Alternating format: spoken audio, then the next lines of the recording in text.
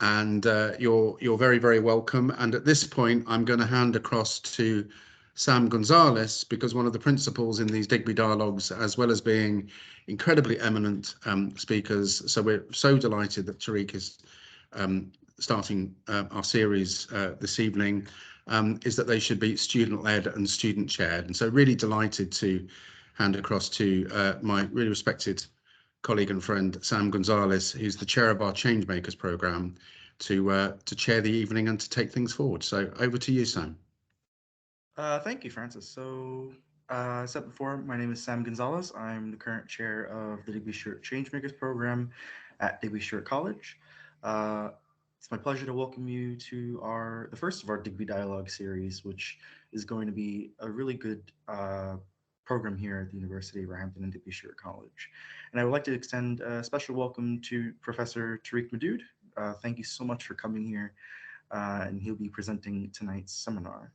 As a bit of background, Professor Madood is a professor of politics, public policy, and sociology, and also the founding director of the Research Center for the Study of Ethnicity and Citizenship at the University of Bristol. His work focuses on racism in its various forms around the world, national identities, ethnic disadvantages, Islam in the West, and anti-racism. He's been awarded an MBE for services to social sciences and ethnic relations, and he's worked on various projects around Europe and the world focusing on these topics. So without further ado, I'd like to pass it on to Professor Tariq Madood. Thank you so much. Thank you, Sam, and thank you also, Francis. I'm delighted to engage today with as I have been in recent months, dismayed and disappointed to hear of the reduction of the humanities and the social sciences at an institution that in the last couple of decades has been flourishing, taking HE in new directions. Delighted because this series of talks and my willingness to be part of it is an indication that there has been at least some partial reversal of the proposed cuts. I strongly hope that humanities at Roehampton, under the leadership of Francis Davis, will bounce back and restore its reputation. And so that's, sincerely meant. So what you can see on the screen at the moment, as you will recognize, is my center logo. Now I hope you can see the title page. And I'll explain Euro-American centricity, a bit of a mouthful. I'll explain it later, but I hope its meaning will emerge as we go along. And as you can see, the talk is based on a joint paper with Thomas Seeley, which itself is the kind of theoretical introduction to a political quarterly special issue on global racism that Thomas Seeley and I edited, and which came out very recently, just a few months ago. And there is a blog, just a few hundred words giving some idea of what it's about. And I gave that to Francis, and I hope you'll be able to share it with anyone who wants to see it. Maybe he's already done so. So turning to the topic at hand, the important thing on this slide is highlighted in yellow. Can you see the S in the heading? Because really none of this talk makes any sense without an understanding that racism is not a singular phenomenon. There are lots of different kinds of racism.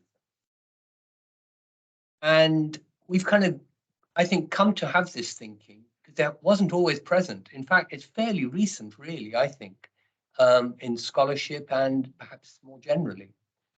We've come to have this thinking in the last few decades because, of course, living in Britain, and Britain is at the centre of my research as well, we're all aware of the fact of colour racism.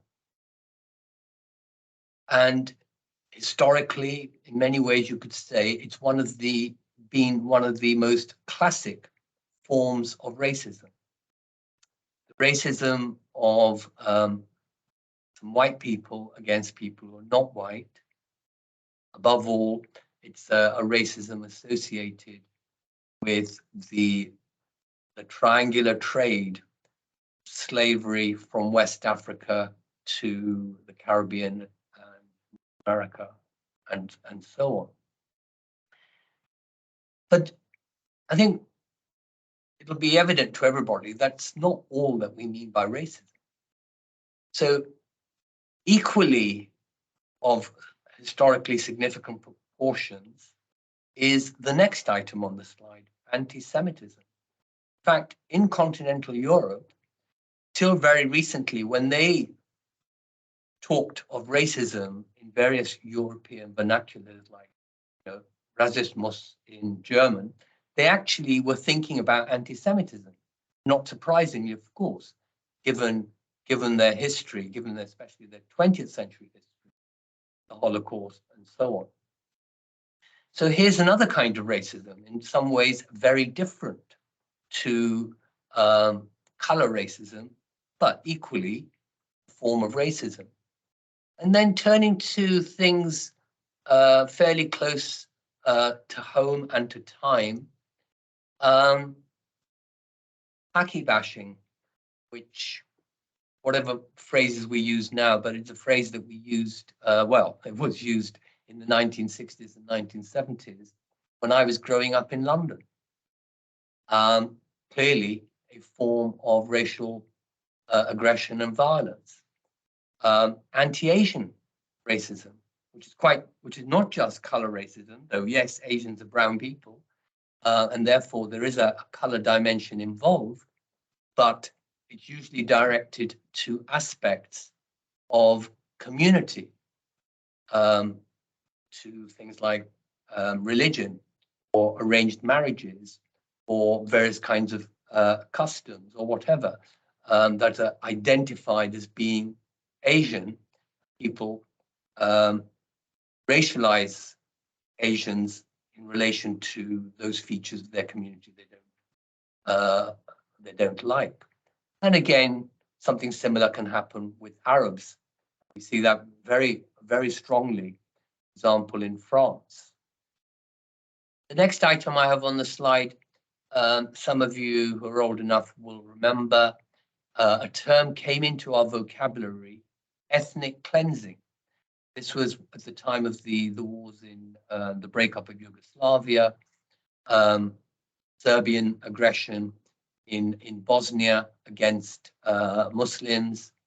And even though it was called, journalistically, it was called ethnic cleansing, really, it was nothing but a form of racism. And what is interesting, in a way that really dramatically highlights that it's a form of racism,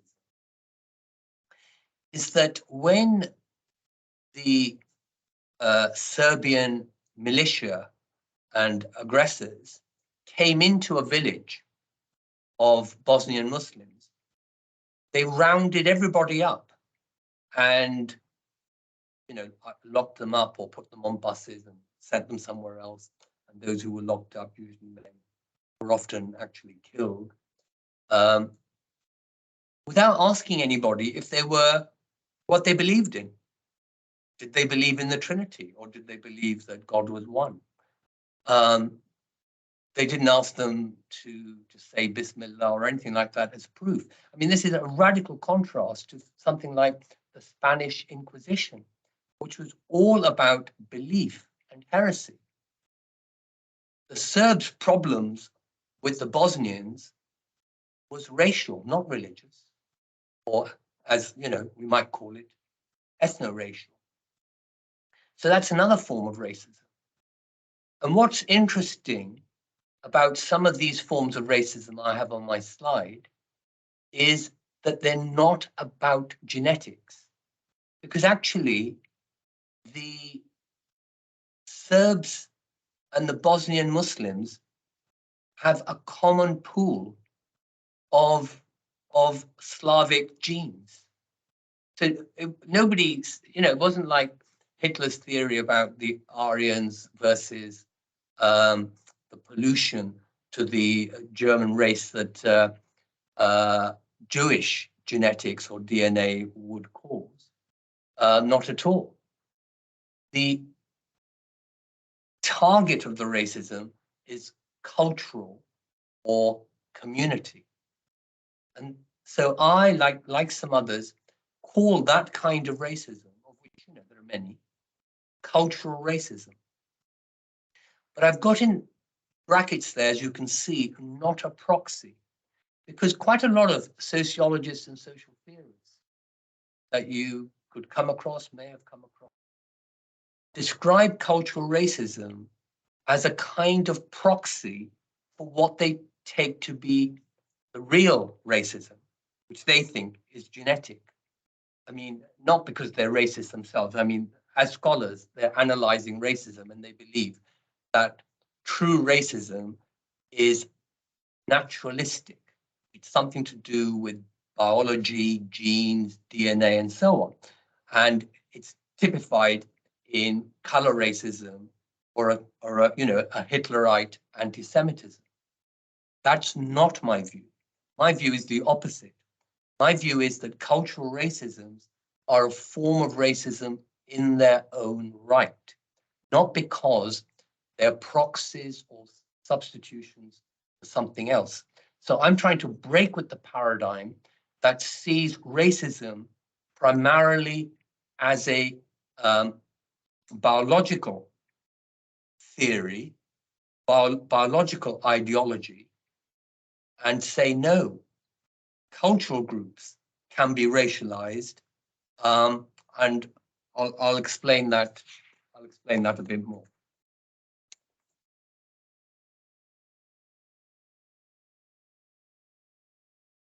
So to explain what I mean a bit more, I want to focus on, to use the idea of racialization. This is now, I would say, pretty standard in at least British sociology and perhaps elsewhere too. But I find it most prevalent in British sociology, and I share the use of that concept. I got it from, as I think most British sociologists got it from, my predecessor at Bristol, Michael Banton, and someone else who spent some years at Bristol, then researcher elsewhere, Bob Miles. They're two pioneers in the 1970s and 80s who introduced the concept of racialization. But I ought to say right now, and I will make clear a bit later, that I have key differences with their uses, and they have differences with each other as well. But nevertheless, I share something of their concepts of racialization. So at first glance, you might say, well, racialization or racism has two components, which I put with a bullet point at the top. Could say, well, look, there's phenotype or color, how people are identified, they're African, European, physical appearance, phenotype, and so on. And we might call that the ground floor, kind of the basic level, the ground level of racism. And then other forms of racism can be built on that. So that's not exhaustive of racism, but it's the beginning of it, as it were, the ground floor. And the upper floors, as it were, can be built around culture, community, religion, in just the ways that I was talking about, for instance, about Bosnian Muslim ethnic cleansing, or the ways in which Asian communities can be targeted. There's, they've got the phenotype, they've got the Asian phenotype, brown if you like, but nevertheless, different communities, so on, can be racialized and targeted in different ways, or some are targeted and some are not. There are people who think, well, Muslim Asians, there's something wrong with them. But Muslim Hindus, oh, they're not so bad. In fact, not Muslim Hindus, that's silly. Sorry, Asian Hindus, they're not so bad. In fact, they could become prime minister. And I have expressed myself in these terms as well. But I think more precisely is what I put on the second half of that slide and highlight in yellow, saying that there are three key features. The first key feature is dissent. Now, you might say, well, didn't I say a moment ago I wasn't going to rely on biology, and now I'm going back to biology by saying, oh, dissent is doing the work. But it is actually quite a different notion to the ways that other people talk about the role of biology in racism. Because I'm not saying that in my understanding of racism or racialization, dissent is deterministic. So I'm not saying that all racists think that different groups of people, Black people, Chinese people, Indian descent, they act in the way that they do because of their genes, because of their biology. I'm not saying that racists necessarily think that. Some might do, but they don't have to, and many, probably most, do not. So dissent is used to identify the group. To say, who are we talking about? Oh, we're talking about Bosnians or Bosnian Muslims. We're talking about Pakistanis. So that is certainly to do with their family, their, ancestry. That's what I mean by dissent.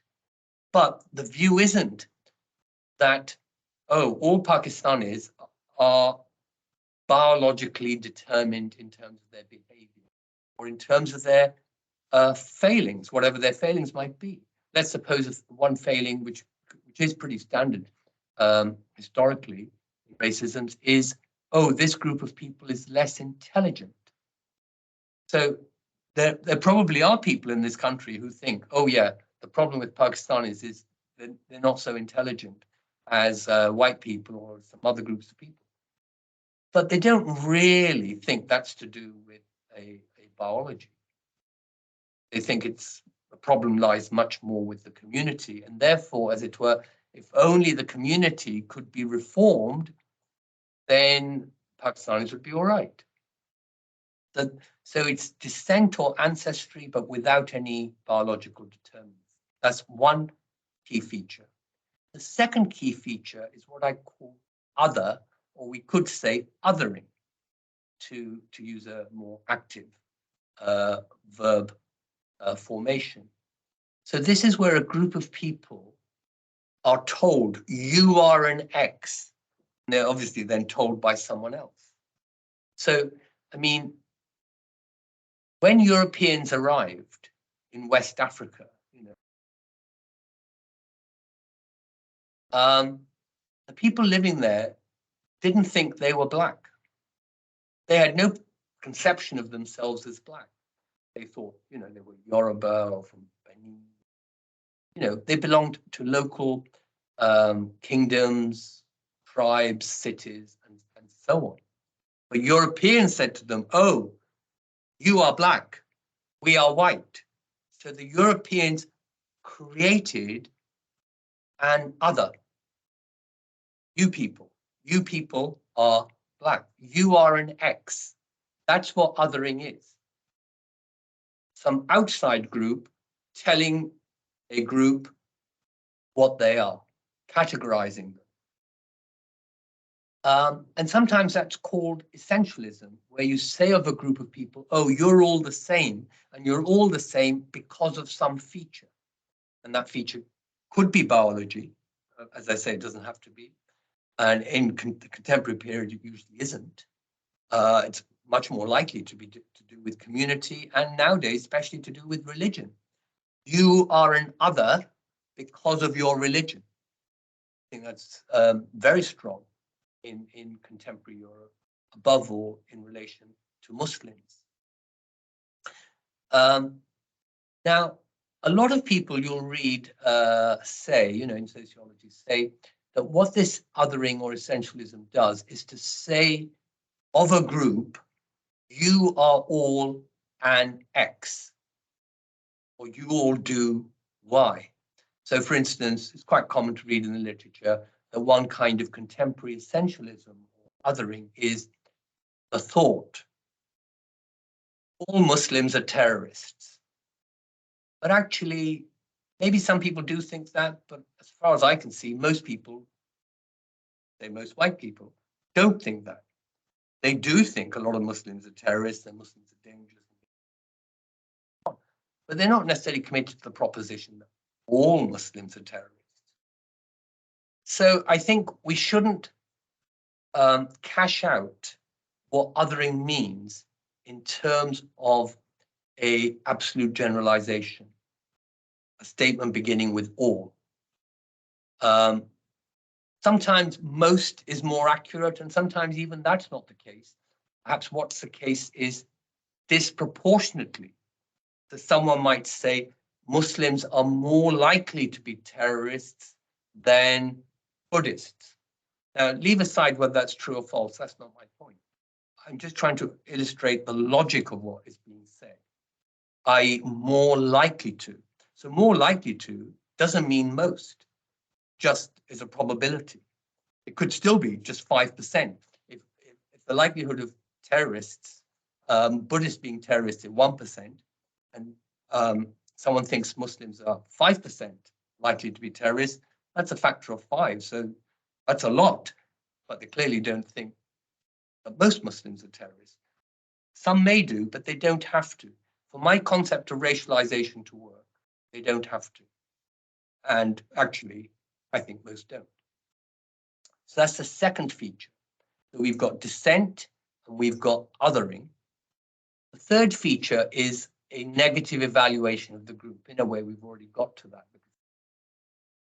Less intelligent, terrorist, propensity for criminal behavior or violent behavior. Those are exactly the kinds of tropes or generalizations that are stuck on certain groups. This negative characterizing of the group, that these people aren't capable of living up to our standards, of behaving in the way that we deem appropriate or civilized, and so on. So I think those are the three key features, racialization and therefore, racism, dissent, other, and a negative evaluation. And they can be found in discourses, of course, in images, which is very common to have images like cartoons or paintings, signs and so on about groups.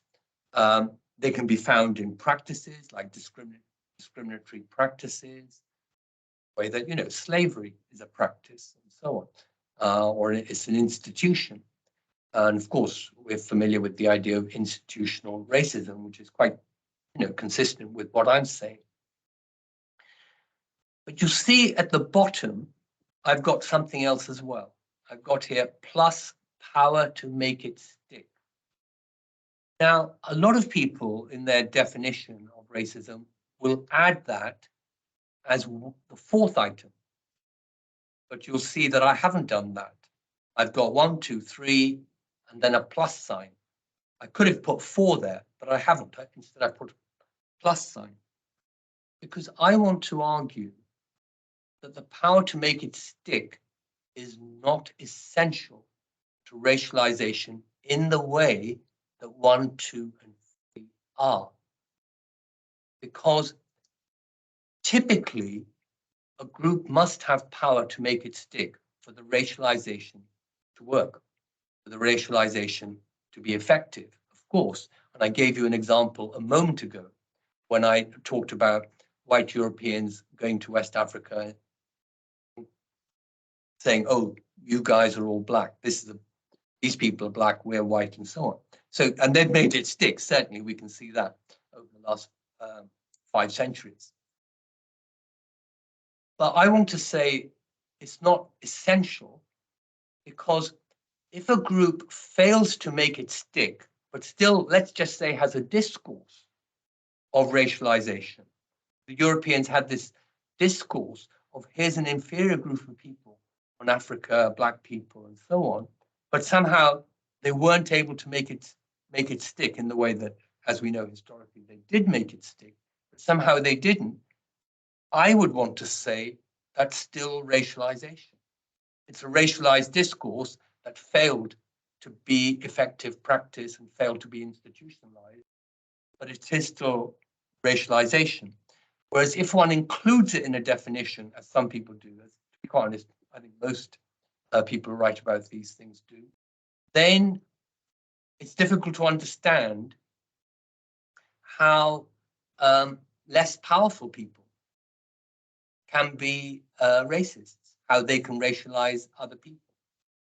So I want to make the power dimension, which of course is typically present, but is not essential for the racialization to be there.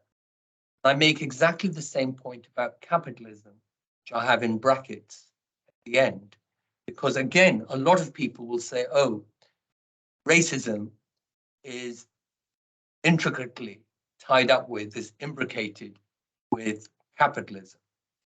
And this can be historically their account, or it may be contemporary, or both. And again, yes, racism and capitalism have gone together at various times and in different ways across different periods of time, but they don't have to. Supposing capitalism was abolished somewhere in the world, that mean that there would be no racism? Well, capitalism was abolished in the Soviet Union for a number of years, but obviously Russians continued to be racist about all kinds of people. And there's a very good book by Ian Law called Red Racism, part of a series of a book on global racism. So yeah, racism and capitalism can be historically connected. They're not definitionally connected. So let me just make my method, what I'm doing, a little bit more clearer. I hope it's already got some clarity. I'd be disappointed if it didn't, but this is to make it more explicit.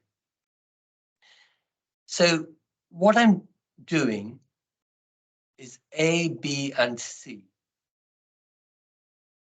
A, I'm beginning with a minimal definition. In that 1, 2, and 3 that I mentioned, just to remind you, dissent, other, and a negative valuation of the group, without power, without capitalism, and so on. That's really quite a minimal definition. I've stripped out anything that I think is not essential. So it's quite thin. And then I start thickening it by going to B and C. So let's turn to B.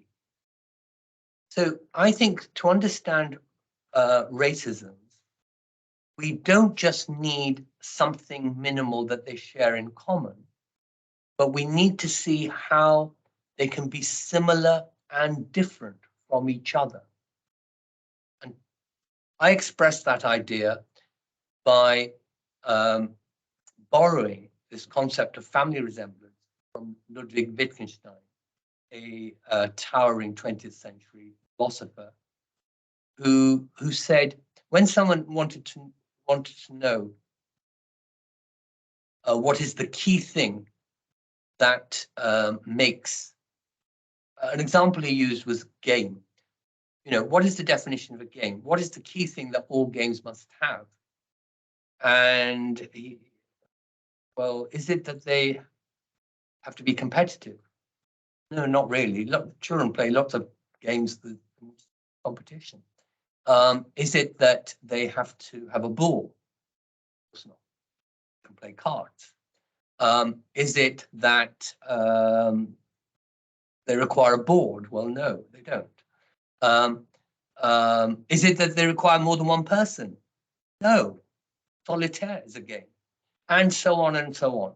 So Wittgenstein said, well, don't look for one thing and say that is what makes a game. Football, chess, croquet, solitaire, they're all games, even if they don't have this key thing, all have this key thing. And therefore, they have some similarities that relate them to each other. And he called that family resemblance, because he said it's a bit like seeing the faces of the different members of a family and saying, oh, yes, she's got her father's nose, but her mother's eyes. Or he's got his dad's height, but not his dad's complexion. And so there's a kind of a series of overlapping or crisscrossing connections, some of which come from one direction, some from another, some overlap more, some overlap less, and so on. So that's what he meant by family resemblance. So my argument is that racisms are like a family resemblance. Once we've got our minimal definition, which is quite a thin definition, so all actual racisms will be more than my minimal definition. They'll all be more than A. And to grasp that, I then turn to the idea of family resemblance. Say, yes, they will have something in common with each other, but they won't all be the same. And I then turn to C, to say the things that they will have, which as it were complexify and thicken them out, are contingent. What I mean by contingent is simply that they may be present, either historically present or present today, but they don't have to be present. They can disappear, or they may never have existed. So we'd still have racism if we had capitalism or not, even if capitalism and racism have historically gone together. So things that have gone together but don't have to be together have a contingent relationship with each other. That's what I mean by contingencies. And I've got some very big examples that you'll recognize straight away. Slavery. We all know how slavery is connected to racism. It's obviously one of the big facts of the modern world, certainly to do with racism. But I want to say that slavery is not part of the definition of racism. So you can have racism without slavery. And even if there'd never been any slavery in the world, there could still be racialization, including racialization of Black people. There could be racist behavior to Black people without slavery. That's what I mean by contingent. Exactly the same point I would make about empire.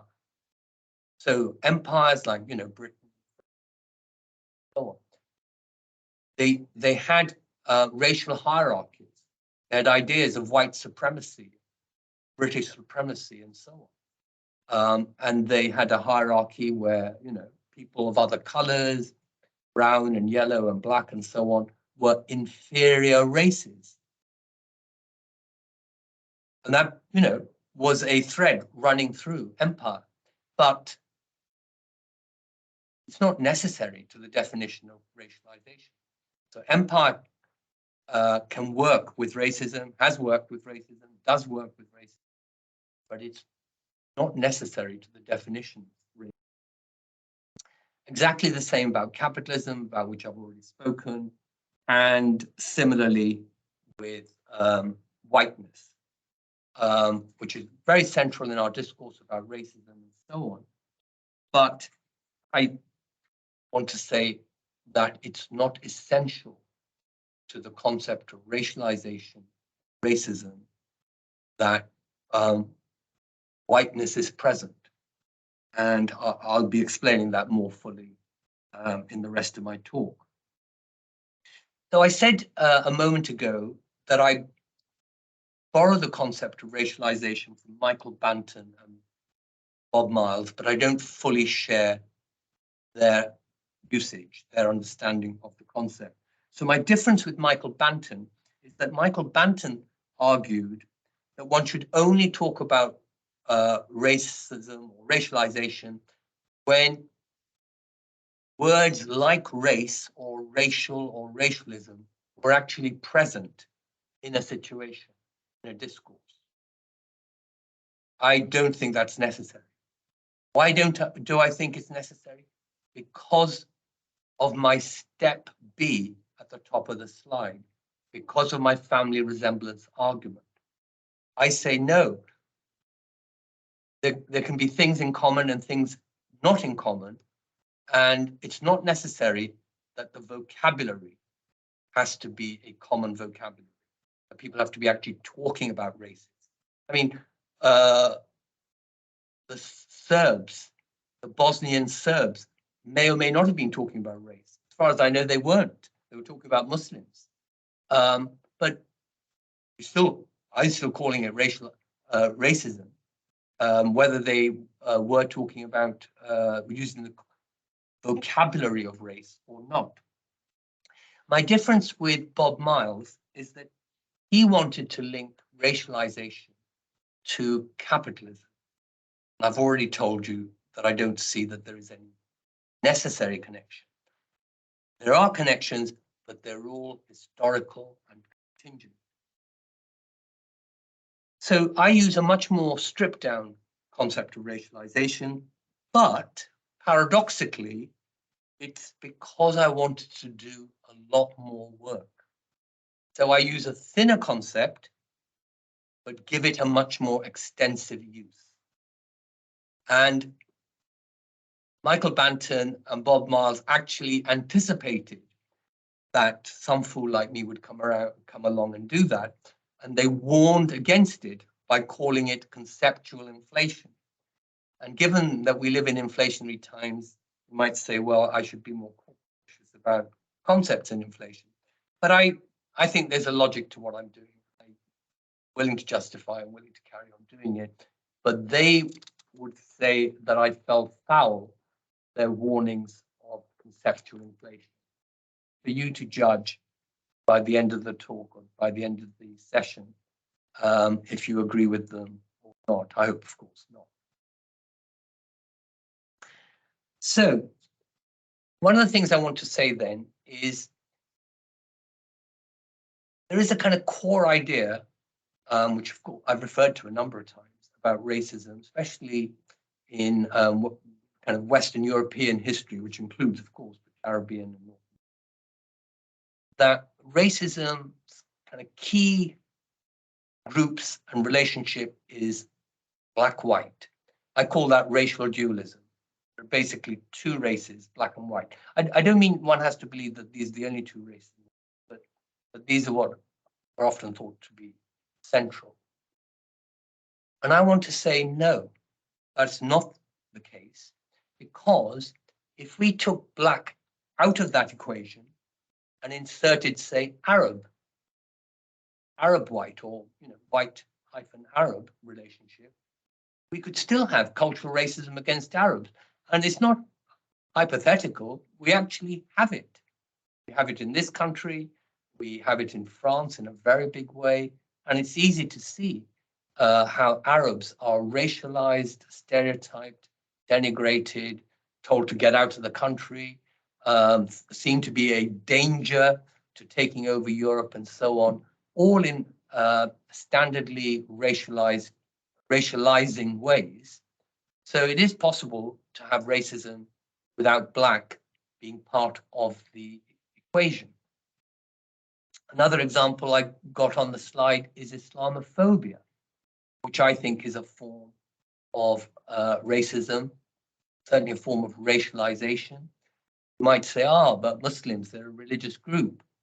Well, I've already explained how for Bosnian Serbs, Muslims were an ethnic or racial group and suffered genocide as a result. Once we talk about genocide, of course, we can't help but think about Jewish people. Jews are a religion, but we don't think that stops us saying that anti-Semitism is racism, one of the most serious, historically one of the most serious.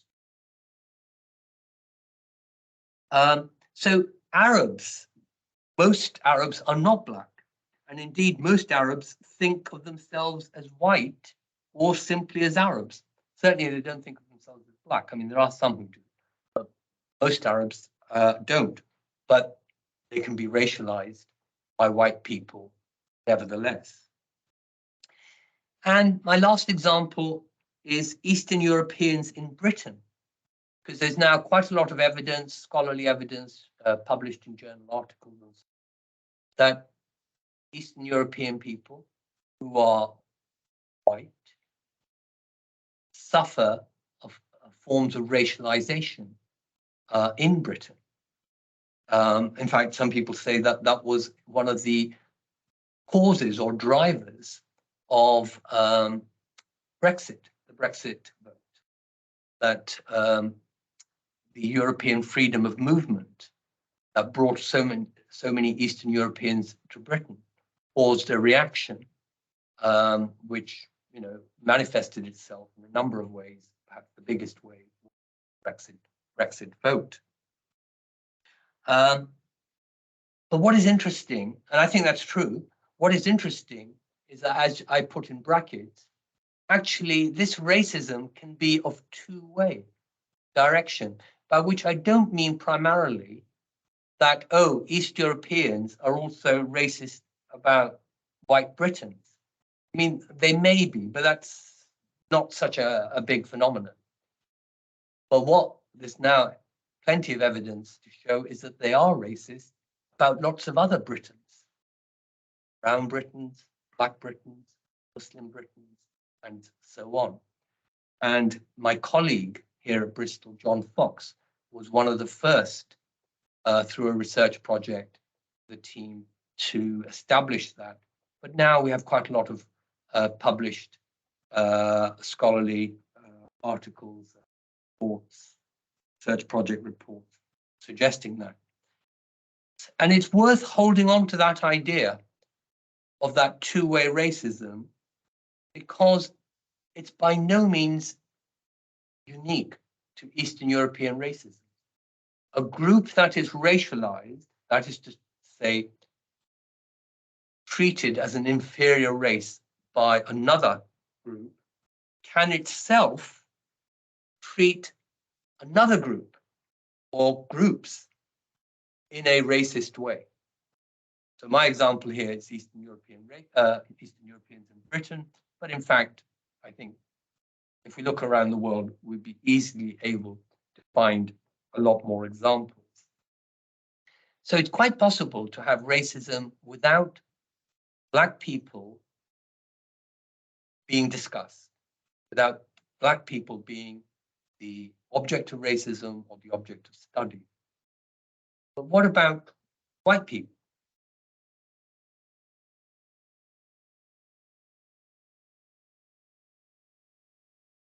Oh, it seemed to got stuck. How do I, wait a second. Oh, yes, here we go. So here I want to say are a number of racisms, and I'll talk about them in some detail, when neither Black people are present for the most part, nor white people are present for the most part. So we can have racism without Black and white people. So my first example here is Arab anti-Semitism. So we know how anti-Semitism has been very big racism in Europe, but actually, if not, always in the past, certainly in the last 75 or more years, there is a strong strain of anti-Semitism in many parts of the Middle East, amongst many Arab peoples and countries. A lot of it is tied up with the occupation of Palestine and the creation of Israel, and then its, expansion and so on. So there are contextual factors, but nevertheless, even if you were to, as it were, disallow for the Zionism, the anti-Zionism, if you bracketed that off, you could still find that people were anti-Semitic. Some Arab peoples would be anti-Semitic about Jewish people as such, not just about Israeli military occupation or Israeli ideology and so on. And that's one example I've just added, but all the rest of the examples on that slide are actually from that special issue in Political Quarterly that I mentioned at the beginning as the origin of this talk today. So Islamophobia in India is discussed in the special issue by Sonia Seeker. It's an Islamophobia that's carried out by the state, including government and very senior politicians, and including agencies of the state, especially police. Their racism, their attacks on Muslims, all kinds of attacks, physical property, discursive attacks, the state creating virtually a second-class citizenship for Muslims and so on over the last number of years, especially this present government following the ideology of Hindutva, a kind of Hindu nationalist ideology, a kind of Hindu supremacism ideology. We see something in India using a concept that's at the moment fairly prevalent in the West. And in fact, probably, the concept of Islamophobia was invented and first put to good use in England, in Britain. And nevertheless, we might actually find that it fits realities elsewhere outside the West, not just, France or the United States or somewhere, but as in this example, India. And moreover, not only does it fit it in some kind of what you might call thin, echoey way, we might actually find that the scale of Islamophobia is much greater somewhere else where they don't have that concept, because they didn't have the concept of Islamophobia in India. They borrowed it from places like Britain. And yet the scale of Islamophobia in India is much greater than in most other countries in the world, certainly totally different to Britain. So one of the advantages of the exercise that I'm engaged in, global racism, is that you can actually find that racisms that are first identified in one locality or in one country are found to be much greater somewhere else, not just present in some kind of, as I say, echoey way. My next example is about the Uyghurs in China, which is written about in the special issue by Gerald Roche and James Rybold. They found, these were made available, leaked police files from the capital city of Xinjiang province, Urumqi, where most Uyghurs live, that province. And these secret files showed various kinds of racialization of the Uyghurs taking place through surveillance measures, how they were treated, how they were first understood, conceptualized, and then, as it were, the treatment followed. They were first understood as not Han Chinese, but someone else, and therefore a threat to the Han Chinese and to the state and to the Chinese nation and so on. Roche and Rybold connect what they do to Foucault's ideas of governmentality and state racism. So again, they use concepts that we've developed in Western Academy and find that they actually have a fit somewhere else as well. It doesn't have to be a perfect fit, because remember my family resemblance argument, that some family resemblance is enough. Don't look for identicality, just resemblance. My next example from the special issue is xenophobia, meaning anti-Chinese racism, which is found quite a prevalent way in Malaysia, according to the contributor to the special issue, James Chin, Professor James Chin. And it's certainly found in state policies, according to his analysis, as well as found more generally across society. But the political parties partly follow those ways of thinking and act on them because they see that there is a popular grievance against the Chinese. And one of the bases of the popular grievance is that the Chinese have been and still are very economically powerful in Malaysia relative to the rest of the country, relative to Malays, who are obviously the majority of the population. So actually, even wealthy minorities can be racialized and can experience racism. You don't have to be unemployed and living in the inner city and suffering all forms of multiple deprivation in order to be the objects of racism. You can be a wealthy elite as well. And that's exactly what happened in Malaysia. And James Chin argues that in some ways, in the last couple of decades, this xenophobia has got complicated by the presence of political Islamism, by political Islam, because again, that's a way the Malaysians kind of identify of themselves and can create an identity of superiority relative to non-Muslims. And, you know, most notable non-Muslims are the Chinese.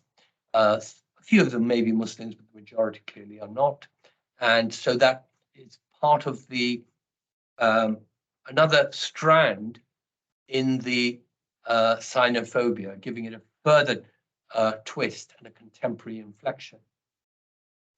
Next to Malaysia, you'll notice I've got CF, compare Indonesia. We also have an article on Indonesia in our special issue, written by Taufik Thanasaladi. And he argues that since 1998, the political elite in Indonesia has been trying to dismantle state racism. So here's an interesting contrast. So we have state racism against the Uyghurs, China, state racism or anti-Chinese racism in Malaysia, led by the state, participated by the state. But in Indonesia, Tan Saladi argues that actually over the last couple of decades, the political elite who recognized that there was anti-Chinese racism in state policies, because there were dictatorships and so on. When they swept those aside, part of the democratic reforms that they brought to Malaysia was to tackle anti-Chinese racism, at least in terms of state policies. And Tan Saladi argues that they've actually been quite successful at that level, that is to say, at the level of policies. They've made the policies far less discriminatory against the Chinese. But nevertheless, there is a popular anti-Chinese racism in Indonesia, just as there is in Malaysia. And if anything, it is growing, and it's growing partly for the same reasons that it's growing or becoming strengthened in Malaysia, namely because anti-Chinese racism is coming to have an interactive relationship to political Islam, or one might call Islamic supremacism. And these two things are working together to reinforce each other in popular mood. And that then obviously means that there are political parties who seek the votes for those people and so on. But his argument is that so far, the Indonesian political elite has tried to avoid a return to the kind of anti-Chinese state racism that Indonesia has certainly seen in earlier decades. My next example from the special issue is that of Christians in Pakistan. Now, Christians, as a religious group, yes, but you've already heard me say that religious groups can be racialized, Muslims can be racialized, Jews can be racialized, and so on. And so it shouldn't really be surprising to learn that Christians can be racialized. And in Pakistan, for historic reasons, most Christians are at the bottom of the social hierarchy. This is just in the nature of Christian conversion in the subcontinent from Raj times, from empire times. And it's true in India as well, but it's particularly true in Pakistan. And so there's already a kind of caste stigma that Christians bear before they even became Christians. You know, that goes back a couple of generations ago. But they come from low caste occupations, like, for instance, cleaning toilets, what are called sweepers in South Asia, latrine cleaners. Leather workers, especially in Hindu society, leather workers are very low caste, if they're tolerated at all, of the devotion to cows. Cows are sacred animals.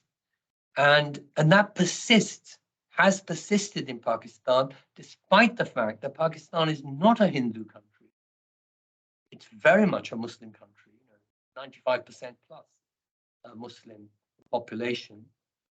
And Islam has no concept of caste. In fact, it is actively anti-caste, repudiates the concept of caste. But nevertheless, as a matter of social fact, caste exists in Pakistan, and the Christians, or Dalits, as they might be called in India, and I'm coming to that in a minute too, that is to say what used to be called untouchables. They are at the bottom of Pakistani society. They're treated that way by Pakistani institutions, especially, police, judiciary, and local government, and so on, but also by their neighbors and by the population in general. Often, for instance, if they go to a restaurant, they're not allowed to use the same cups, crockery, and plates, spoons, utensils, and so on, as the rest of the customer clientele in that restaurant. Sometimes they have to bring their own dishes and cutlery with them because they're regarded as unclean. A Hindu concept, which has no place in Pakistani Islam, but nevertheless is practiced. And Sara Singer brings that out very well. Turning then to Dalits, which, as I said a moment ago, is the more contemporary name, more respectful name for people who previously were called untouchables, very bottom of the caste hierarchy in India. What is interesting in the article by Meena Danda in the special issue is that Dalits outside India, what we might call the diaspora, post-immigration formations in a country like our own, are now taking cases of discrimination to employment tribunals, saying that they've been discriminated against either within employment or looking for work by upper caste Hindus. And there are similar currents also in the United States. And Meena Danda also points out how in their justification, because the upper caste Hindus deny this, whether it's in Britain or the US, Canada, they deny that this is happening. They then say, oh, this is Hindu phobia against us. This is anti-Hindu racism against us. That's why we're now being told we are discriminating against Dalits when in fact we're not. And Danda argues that actually this is a very bogus concept and justification. It's the victimizers themselves pretending to be the victims. And just at the end of that line, you'll see I've put here, compare Martin Luther King, MLK, because actually, interestingly enough, King argued, he paid a visit to India at one point, and he argued that the position of the untouchables in India was like that of African Americans in the United States and vice versa. So he said African Americans could be called a caste in US society, could be called untouchables, and that there's something to be learned from the study of each in relation to the other. Again, this fits my concept of family resemblance. And there's just been a book published in the last couple of years arguing exactly this, taking up Martin Luther King's analogy of African Americans past, like the Dalits, in a book by Isabel Wilkerson. So I've just got two more examples left. Sorry, it's rather a long list, but I wanted to give you a full idea of the variety of these global racisms, which, as you can see, are all in Asia and the Middle East. So Zara Baba and Nair Vora talk about racial stratification in the Gulf in their article, which of course is very much on our minds at the moment.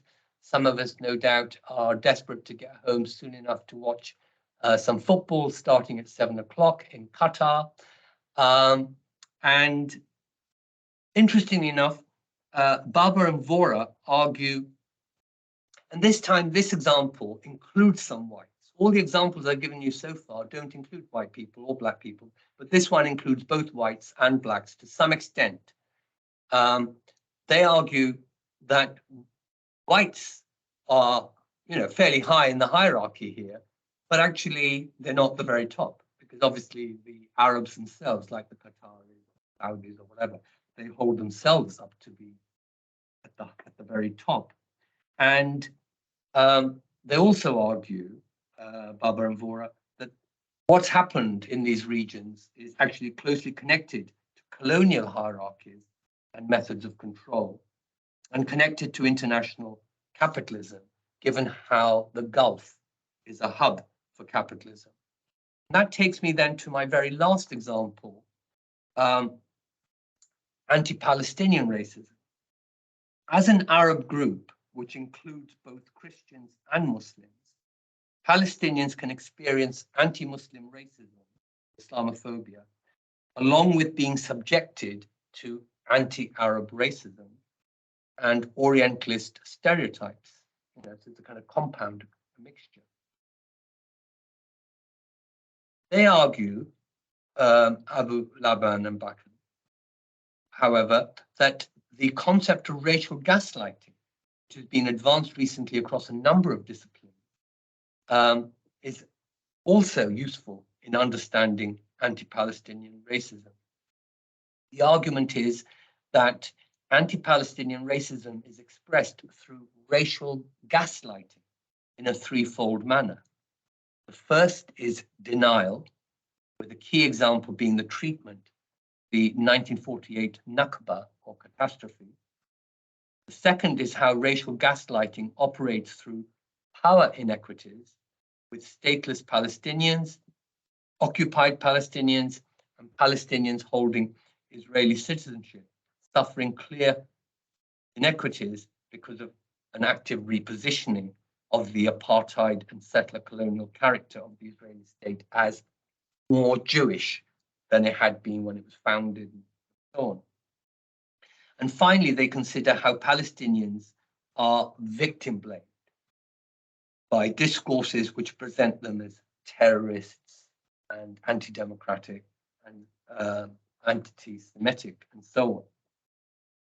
So together, the contributors collected in this special issue not only help to expand our understanding of global racism, racialization processes, diverse contexts, my A, B, and C, but in doing so, they help us move away from Euro-American centric conceptions of racism, contribute towards a new agenda in racism and anti-racism scholarship that is more globally connected. And that takes me really to my very last slide, which is a long one, but which, if I can get this out of the way. Wait a sec.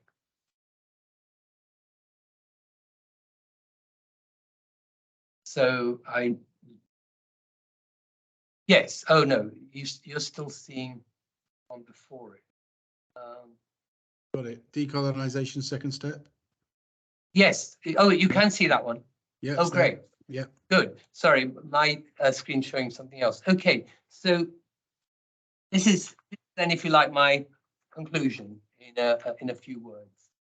So I hope this helps to explain the mouthful beyond Euro-American centricity. And of course, you'll be familiar with the concept of decolonization because it's emerged in the last few years, especially in universities. So what I want to suggest is that decolonization has at least two steps. Now, most of us are familiar with the first step because that's where we are at the moment. Most of what's called decolonization at the moment, what I'm calling the first step, seeing how the South has been dominated, shaped, and misrecognized by the North. I won't say anything more about that because I think it's pretty evident.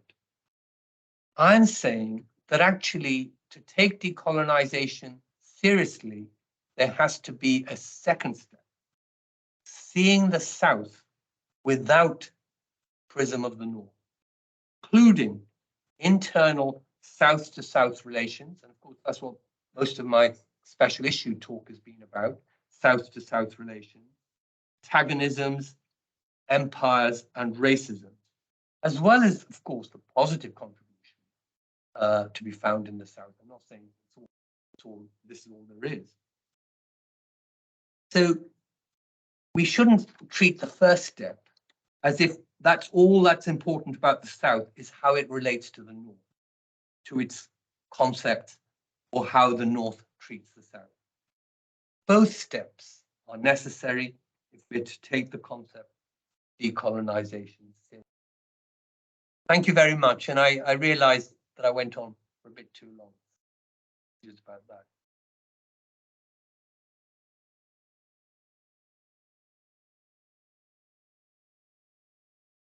No worries, and thank you so much, Professor Madood. It was actually very interesting, and I just want to kind of work into the next kind of reminder that we have, which is that this is a lecture, a seminar that's being conducted by both the School of Humanities and the School of Social Sciences.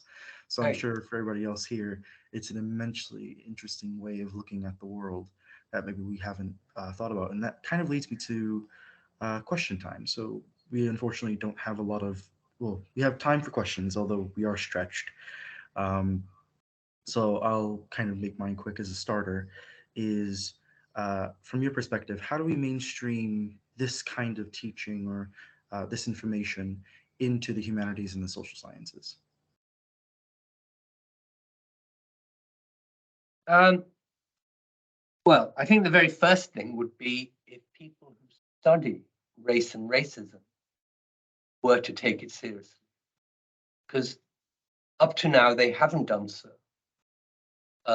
That's one of the things that motivated Thomas Seeley and I to do the special issue.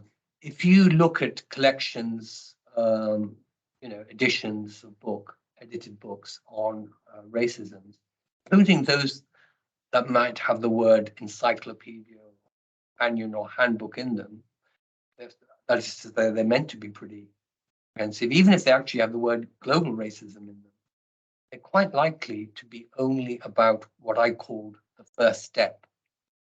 So I think the first thing I would be trying to do, indeed am trying to do, is to persuade my fellow researchers, scholars, to take what I'm saying here sufficiently seriously to broaden the scope of study of racism, to make it more global, not just a kind of something the North does to the South. So once they start doing that, then of course it will begin to disseminate outwards into, well, what you call the mainstream. Not entirely sure what you mean by that, but if you mean people who are not necessarily studying racism or doing sociology of race or something like that, then it'll begin to, percolate outwards. But the first thing is to get it changed at the center of racism studies. Thank you so much. Just to clarify on that end, my meaning behind mainstream was just to kind of have this holistic view of things like racism kind of become more talked about. And so that was essentially what I was going on about. It's not inherently that people don't study it. It's just that this way of looking at it may not be as talked about as you said before. So it's a way of going into it. We'll open up into questions. I've got one hand from Francis. So Francis. Thank you very, very much for that paper, and I'm sure other people will want to ask questions in a moment. I love that movement from the first step to the second step, and I can see all sorts of, I was going to say sacred cows, but sacred animals being slaughtered in the very act of doing it. And I'm thinking of the work, say, of Joel Migdal and political anthropology on boundaries and belonging and African institutions. And I suppose I think the one thing that you didn't touch on was when it's inside the same religious group or inside the same group. So I don't know, Sunni Shia in some contexts, Sunni Ahmadiyya in some contexts, particular kinds of Christians on other kinds of Christians in, say, Nigeria or parts of Zambia.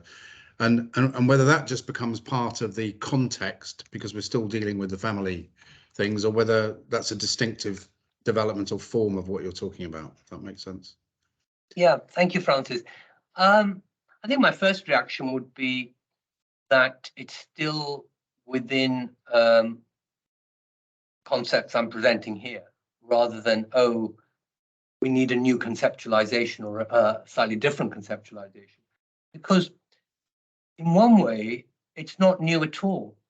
So as we know, white Europeans went across the world and converted lots of Africa and South America and parts of Asia to Christianity, even while racism was the main, mindset. So, there's a very good saying by Kenneth Kaunda, the president of Zambia after independence. He said, talking to the white British, he said, when you came, we had the land and you had the Bible. Now we have the Bible and you have the land. So actually, the idea that there can be racism within a religious group, especially if we're talking about global group, that there can be racial hierarchies which can get connected to religious denominational hierarchies, or at least preferences, is actually not that new. I think it's existed in Christianity and Islam, and no doubt, other things I know less about. I think historically, Muslims are very conscious of how Arabs feel that in some ways they are the chosen race because God spoke to them, or God spoke to mankind in Arabic. And everyone else is a kind of, Johnny come lately, even though the majority of Muslims in the world actually live in Indonesia, India, Pakistan, and Bangladesh, and only a minority, I think only 15% of Muslims in the world are Arabs. So I don't think what you just posed to me poses a theoretical challenge to me. I mean, of course, it's interesting, and you're quite right, I hadn't mentioned it. But I think my first reaction would be, well, let me see if I can keep my concepts going on track till, as it were, one of the wheels fell off. Got you. Okay. No, it makes sense. Thank you. Thank you. I think, Sam, you've got a question in the chat. Yep, that would be from Bran van Sorrel. Did you want to read that for him? Yes, I can. Very happy to. So we've a question, Professor Madood, from one of our students just in the chat, Piranavan, who has said, I know as a Sri Lankan Hindu that the racism based on the caste system is still something that exists in parts of India, Sri Lanka, and as you said, the UK and the USA. For example, the upper caste trying to discriminate against lower castes, even though it is banned and illegal according to the law. Thanks to people like his inspirations, Bhimrao Ramji Ambedkar, I apologise for any incorrect pronunciation, who was a Dalit himself, and Periyar. The question is, why do you think that this still exists, and do you believe that this could be abolished? Oh gosh, I mean, that's way out of my expertise. So I'm not a scholar of India. I mean, it's so deeply entrenched in Indian society. I think the Indian state, after independence, has made some effort, especially in terms of, affirmative action or quotas in the civil service and in higher education and so on. But of course, by nearly all measures, Dalits are way behind, whether it's education or in levels, and certainly, especially in rural areas, there is quite severe kind of control and hierarchy, forms of exclusion and discrimination. So I entirely agree with you about that. I don't have the expertise to say exactly what the causes are. As I say, I point to the fact that it's a very large-scale phenomenon, and the state's made a bit of an effort, though some of that's now got reversed as well, because of the rise of Hindu nationalist politics that's actually quite popular with middle and upper caste Hindus. But I don't have a full analysis, far from it, and I don't have any particular solution saying, oh, if only this could happen, everything else would begin to follow the right direction. So sorry to disappoint you. Thank you. There you go. He said, thanks for answering. All right, folks, just as a reminder, please raise your hand for a reaction. We can raise your question, so please don't be shy. Feel free. Just to check.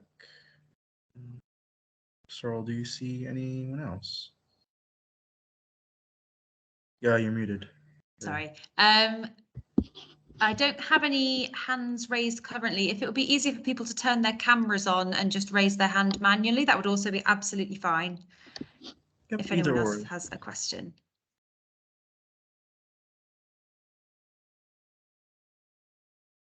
Let's see.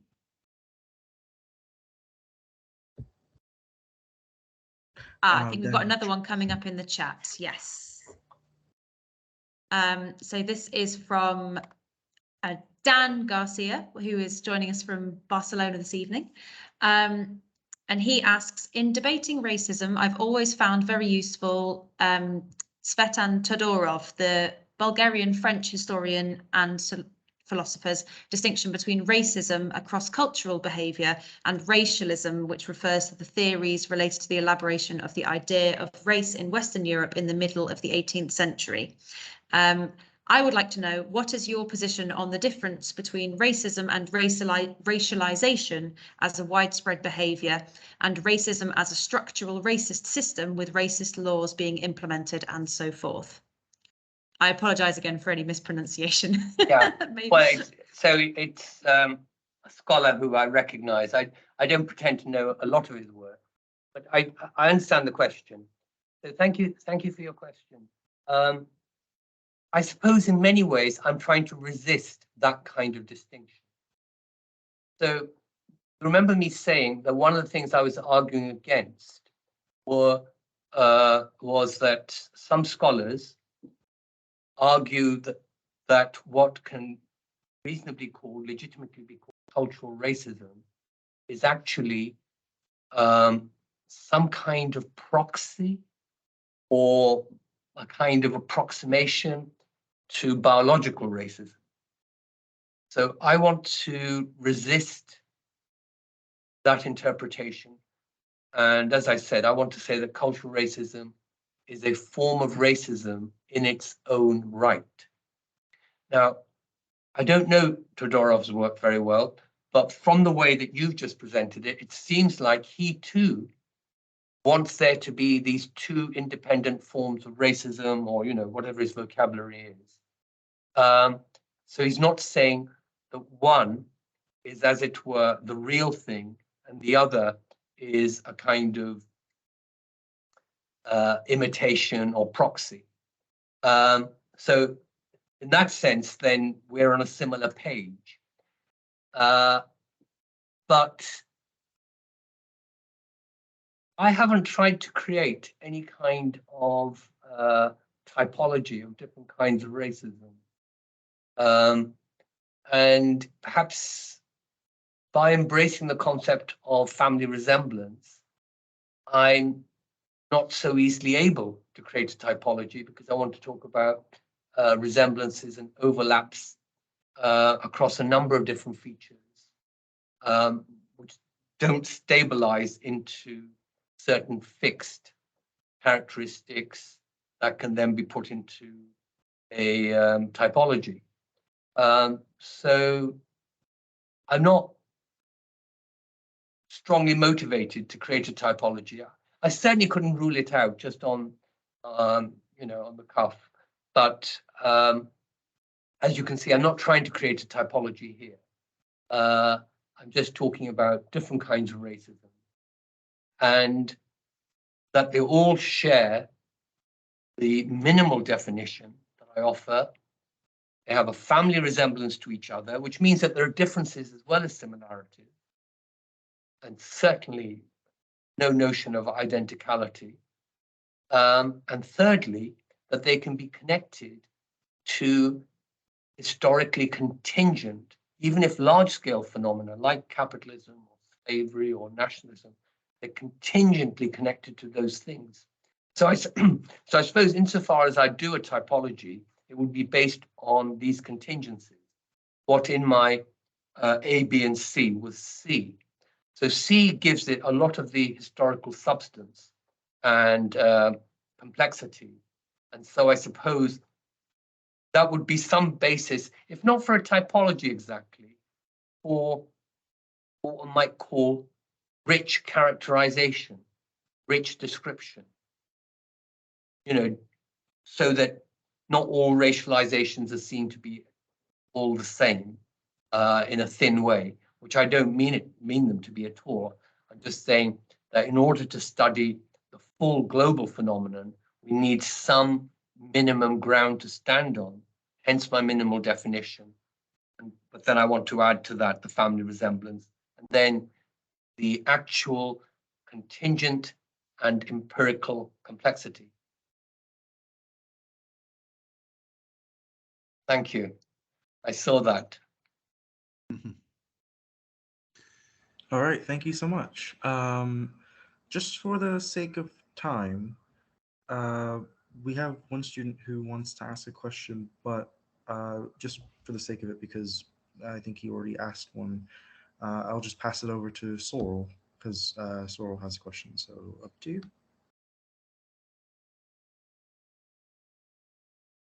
You're muted. You're muted. Sorry, yes. So my question is kind of in relation to the final slide that we've got in front of us around the two steps of decolonisation. Based on your research and observation of any trends within recent years, are you hopeful that we will be able to reach the second step within kind of, the next 10, 20 years, or, certainly within the lifetimes of many of our students? Yes, thank you, Sarah. Well, it's quite clear that since the murder of George Floyd, a new, very intense activism and focus on racism and responses to racism, anti-racism, including decolonization, have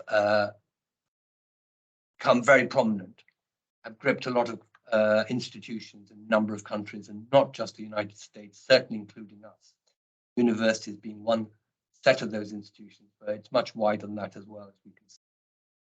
Things happen at the BBC and the National Trust, and even the way that the government feels it has to kind of offer a counter rhetoric.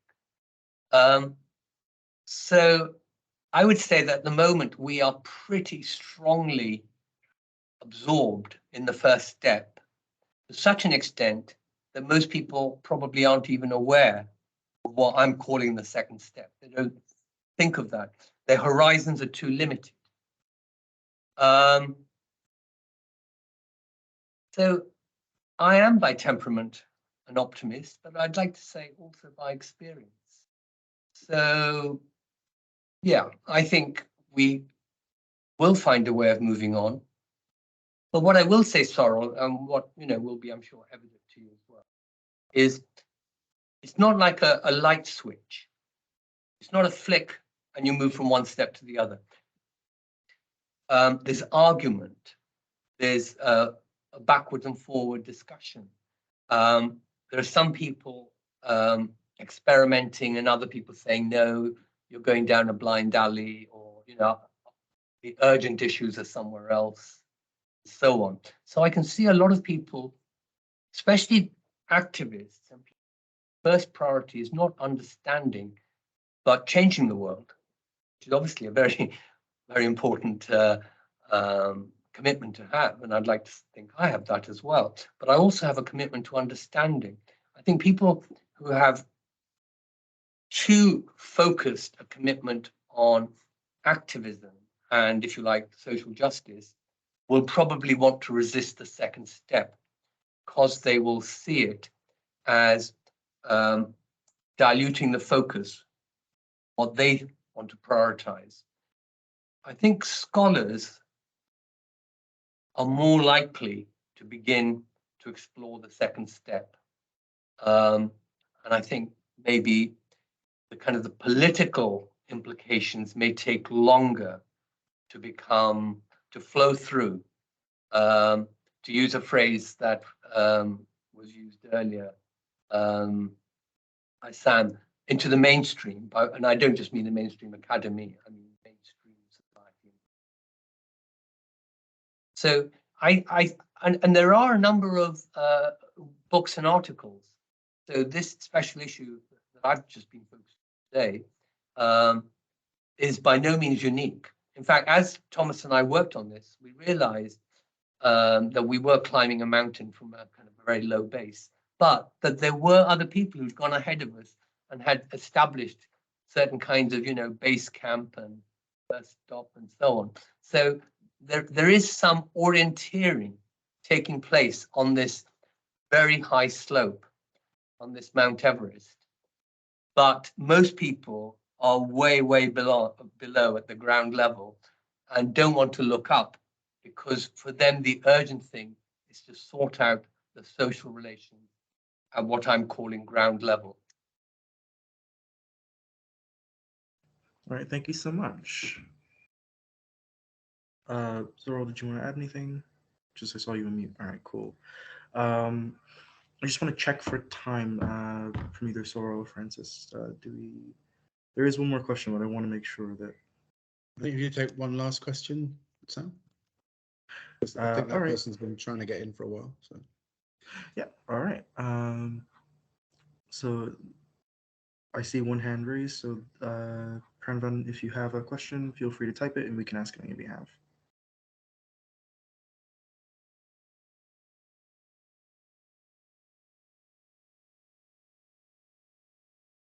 is that, or we might discover that was the first question. Yeah. No, I think it might be the hand up from the first time, Sam. You're muted, Sam. Sorry. Oh no, I said there's a question in the chat right now. So All right. it says, I hope you are aware of the civil war that happened in Sri Lanka, but if not, it was based on language between the languages, Tamil and Sinhala. Of course, by the way, pronunciation difficulties, if I have any, I'm very sorry. And many lives were lost from both sides, and there are many people who are still missing today, in today's date. I do not want to say who started this problem because I'm not 100% certain. But what I heard is that when one of society started the problem by torturing the other society just because they were using a different language. The others just fought back by using violent tactics. Would you say hitting back would also count as racism? So inherently, I think one side who's the oppressed fighting back the oppressors, would that inherently count as racism in between? Yeah, that's a very good question. So you remember that I said that there's a real phenomenon that one couldn't deny of Arab anti-Semitism. But I also said it was tied up with anti-Zionism and the actions of the Israeli state.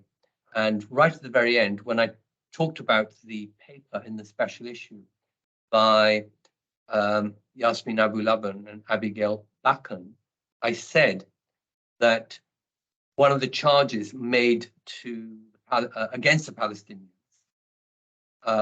by the Israelis mainly is, oh, you are anti-Semitic. So yes, I can see, I can see the point of the question. I think that violence and war really do simplify things so that you lose sight of a lot of complexity, even to the point of perhaps losing sight of the other side's humanity, or even their point of view, that they should have a point of view. So you can end up othering them. I can see that happens quite a lot in a conflict. I think there are always some people trying to say, let's focus on the problem rather than dismiss all people of a certain kind. I mean, to use you gave me one example, but to use an example that's very much on our minds at the moment, I mean, the Ukrainians obviously have to find an enormous motivation and determination to resist the aggression, which they're doing. And in so doing, not only do they have to build a very strong sense of self-belief and like very strong identity of their own, but they have to have a sense of the enemy, the aggressor. But it is possible to not see the enemy as the Russians, but to see it as, Putin, his policies, and obviously the soldiers that he's sent into battle, and the militias that are working with him and have been fighting with Ukrainians in the Donbass region, for a decade and more. So I take your point. It can be in a civil war like the one in Sri Lanka or what I just mentioned. It's very easy to end up othering the other side, and one has to try to resist it. And going back to something that relates to what Francis raised earlier about religion, I think one of the things that a role that religions historically played is that it helps you see the humanity of the other side. I'm not saying this happens all the time, because we know that religion can have exactly the opposite role as well, where it demonizes the other. But most religions emphasize a certain basic humanity, which is shared and is not confined to simply a ethnic group or simply to those who believe in certain doctrines. So that's one way, perhaps in Sri Lanka, where it was possible, is possible, for people to go beyond seeing each other just in terms of ethnic groups or language groups, by thinking of, there are basic human attributes that we all share. And maybe it's made easier by the fact that in Sri Lanka, there isn't a very neat divide between ethnicity and religion. So Muslims, for instance, you have Tamil-speaking Muslims and you have Sinhalese-speaking Muslims. And, I'm sure that's true for others as well. It's true for Christians as well. So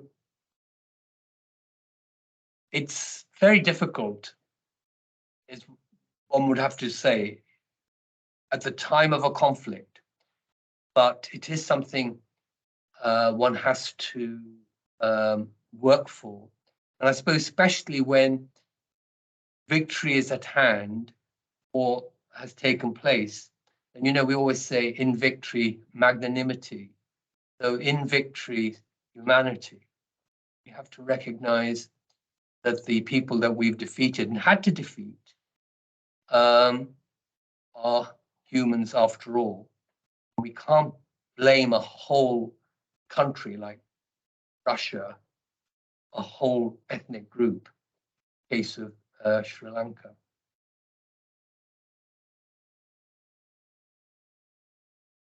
All right, thank you so much. I think this is a very in-depth conversation. I would thank you in the chat as well. So this is a very fulfilling answer. But it was a very in-depth conversation and a very unique and interesting seminar. And I would like to thank you again, Professor Madood, profusely for coming here and actually sitting with us and giving this discussion. And I'll pass it over to Francis. Before I finish, I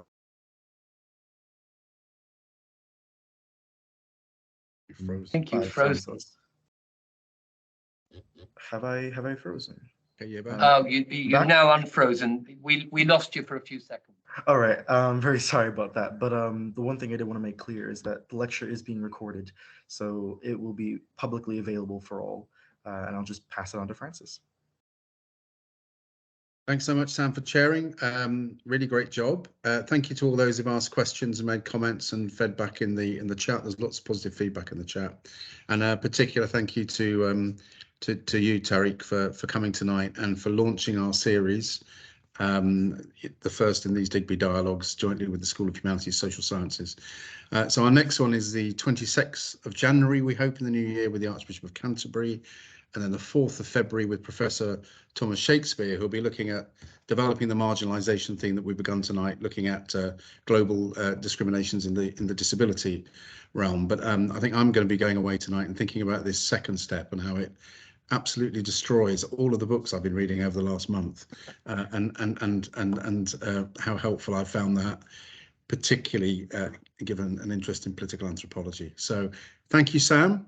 Thank you, everyone, for coming. See you again soon, we hope. And thank you very much, Tariq, for being with us tonight. It's very much appreciated. Thank you for the invitation. Thank you for the invitation. And I'm very pleased to have been here. And please remember what I said right at the very beginning, that I hope that humanities and social sciences at Roehampton can find its way out of the recent difficulties and back to a more flourishing position. So we'll do our best, and we also hope that the English v Welsh contest in Chateau Madou tonight doesn't end in a bloodbath. So thank you very much, one and all, and see you soon. Bye-bye. Bye now. Stop recording.